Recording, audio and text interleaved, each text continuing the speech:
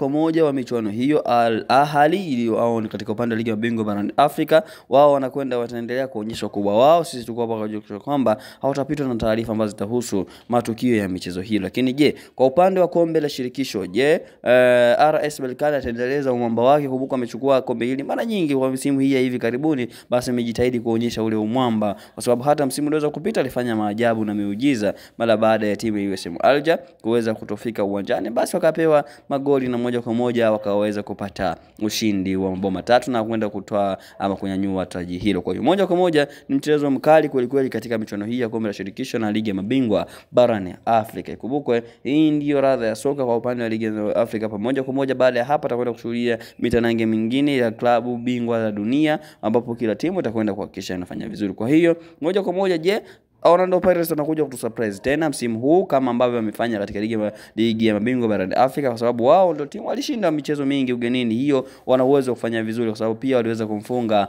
Al Ahly, walimfunga ugenini, wakamfunga MC Alger, pia waliweza kumfunga ugenini. Lakini kwa upande wa Mamelodi Sundowns, je, watakwenda kushinda ugenini kwa mara nyingine? Tuweze kuona. Lakini kumbuka mchezo wa mwisho wao waliendosha Esperance de Tunis, kwa sababu mchezo huo ulimalizika nyumbani ya Mamelodi Sundowns ilishinda 1-0, lakini baadaye alipokwenda kule nchini Tunisia, basi wakaenda kulazimisha sare ya bila kufungana. Kwa hiyo lolote linaweza kutokea, tuweze kusema mchezo huo umemalizika. Kwa upande wa Stellenbosch kutoka Afrika ya Kusini, naye pia mchezo wa mwisho kumbukwe hivyo mambo yalikuwa tofauti kidogo, sababu nyumbani alilazimisha sare ya bila kufungana, lakini alipokwenda ugenini akapata bao moja ambao likamfanya aweze kupita direct. Kwa hiyo sasa, je, kwa hivi sasa anarudi akiwa nyumbani, mambo yatakuwa vipi? Tuendelea kushuhudia katika mitanange hiyo. Lakini pia kwa Orlando Pirates, kama nilivyokupa habari zake, na Pyramids naye pia ni wa moto kwa